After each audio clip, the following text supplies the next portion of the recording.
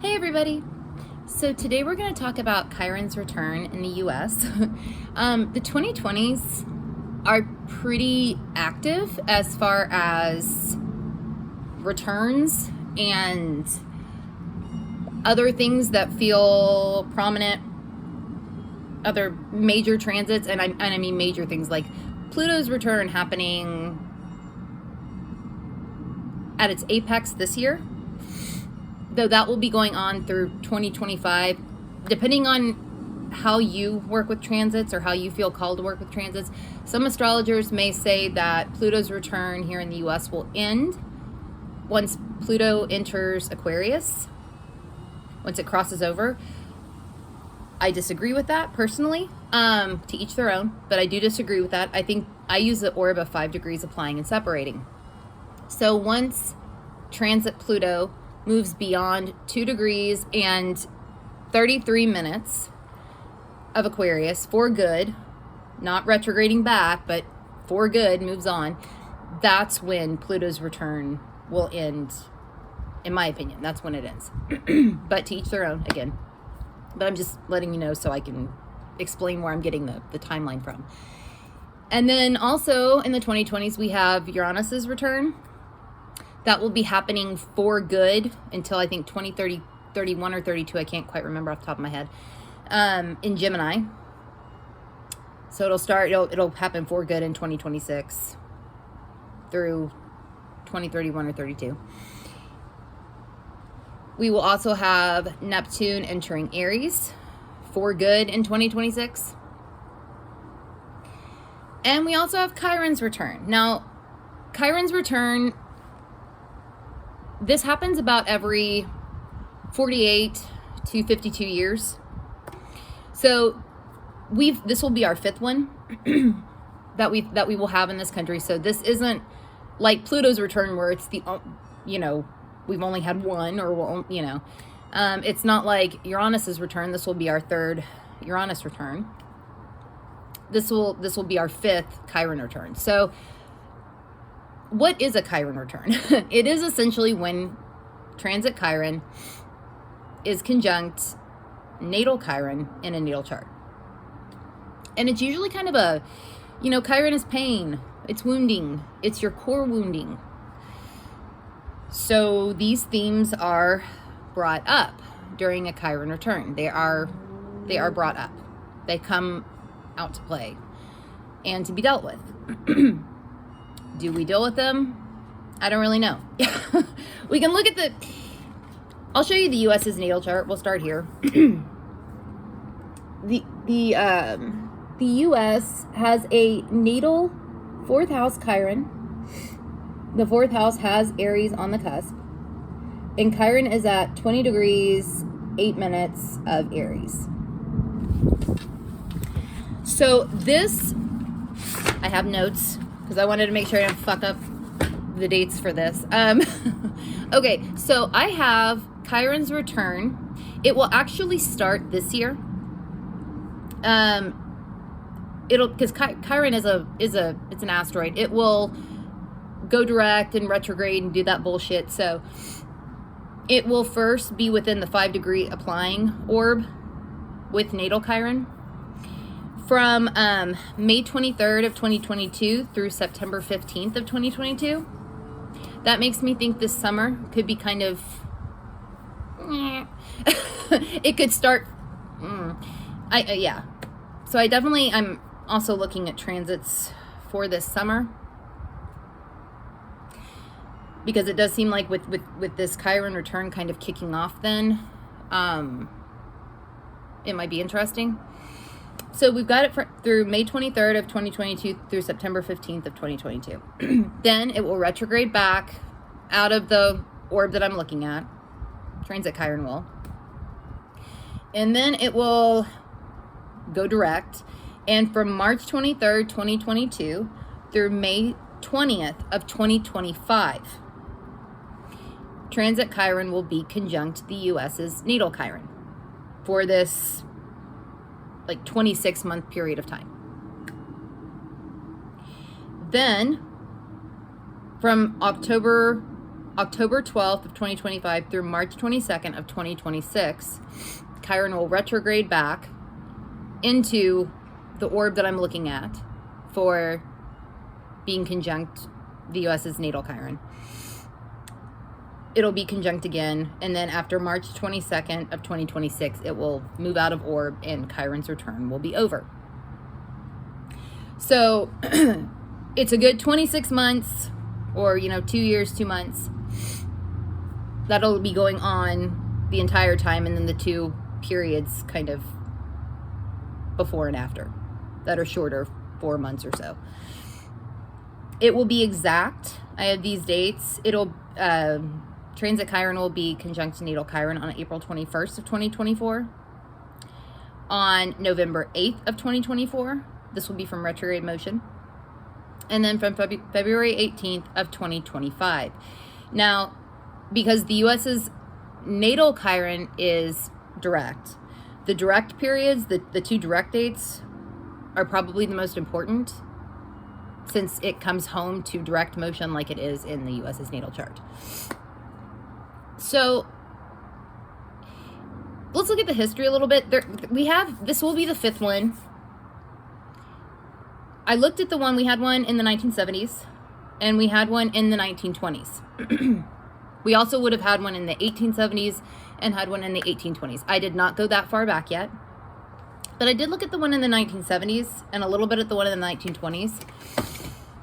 And in the 1970s, so, I like to look at the history of this because I think sometimes certain themes can come back around. The 1970s were kind of embarrassing for the U.S. It was embarrassing. It was kind of an embarrassing time. The Chiron return in the 1970s happened from, what dates do I have? From 1972 through 1976 in total. It would have been going on, though, without any breaks, from March 8th of 1973 through May 4th of 1975. So about 26 months. And this was kind of an embarrassing time for the U.S. Watergate happened during this period of time from 72 through 74. We also, Vietnam was going on. The U.S. withdrew from Vietnam in 1973, but the Vietnam War actually didn't end until 1975. We were not on the winning side of that.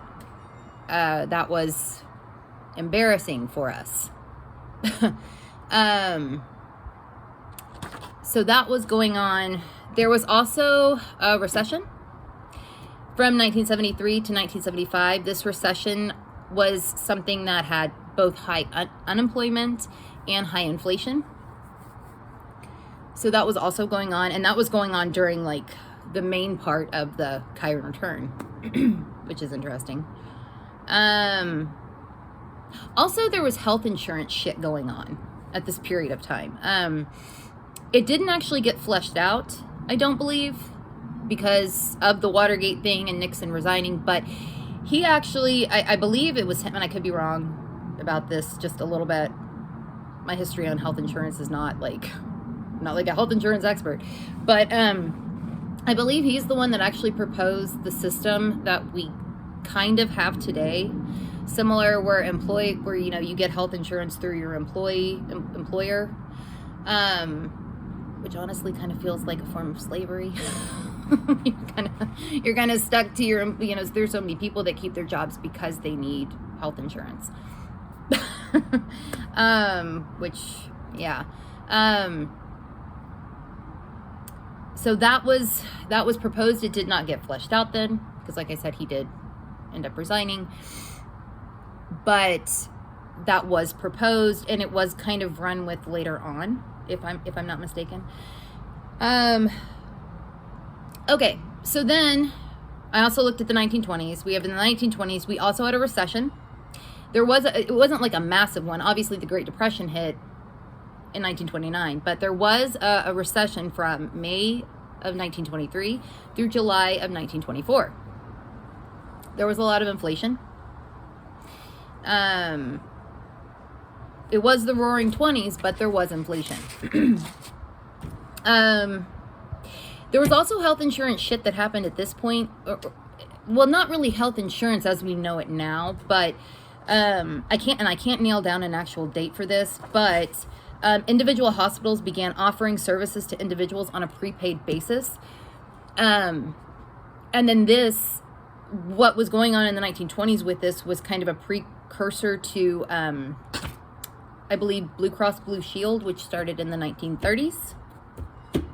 So there was health insurance shit that came up at this period of time too. Or health insurance, or health shit, health stuff in the health realms did come into play. We also, another thing that was going on in the 1920s was prohibition. That obviously did no good for anything. So I'm thinking about this, and when I see Chiron's return, and honestly, back to prohibition for a second, that should be an embarrassment. Because that really, you know how, like I mentioned, how Vietnam was kind of thought of as like an embarrassment. Watergate was an embarrassment. If we're going in this way, prohibition should be an embarrassment. It caused more problems than it solved. So there is kind of a theme of embarrassing thing. In my opinion, that's kind of how there seems to be a theme about this. It does make me wonder if something could happen with this country that is embarrassing, whether it actually should be or not. If something does happen that is kind of that the American government or the American people or somebody thinks is embarrassing. I need to look back into the 1870s and into the 1820s and see if that theme kind of rings true or, keeps going. The recession thing also, there is a theme there too. It does make me wonder if something could happen along those lines. But let's talk about, real quick, Chiron in Aries in the 4th house. So Chiron is like the core wounding, right? It is the wounding. In a natal chart, in a country's chart, in whatever kind of chart, it is wounding. Now, Aries, fourth house is like the core, right? It is home, it is family. In a chart of a country, I feel like it is quite literally the homeland. Quite literally the country's soil. The actual boundaries of the country. Aries, to me, Aries is independent. It is aggressive. It is assertive. It can be quick to get pissed about stuff. It's temperamental. It's probably a better way to say that. Impulsive, and all these other kinds of Aries things, individuated and self-assured. Though there can also be self-doubt with Aries energy, depending on how it goes. Now, to me, and also, okay, look at the US's chart. We also have, it's a loose square, but it is, I would count it because it's a sun. We have Chiron in the 4th in Aries squaring the US's natal sun in the 7th in Cancer. To me, this feels very insecure about the identity of the country. To me, it feels that way. Like, there's something going on there with that. And in a way, this is accurate, because this country, the U.S., is such a melting pot. It is, and I think it's a beautiful thing that it is. Really, I do. We have so many people from so many places integrating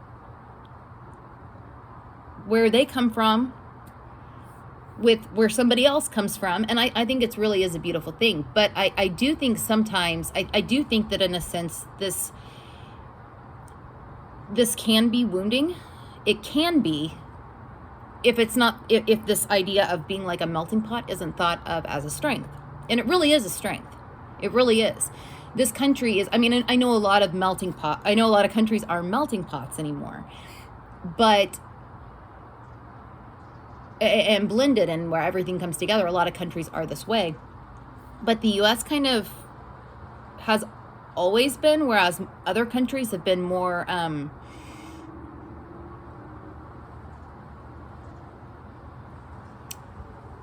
homogenous, if that makes sense.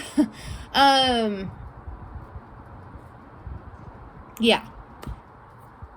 Whereas the U.S. has always kind of taken, we've always kind of had people from all over come here. So I do feel like there's something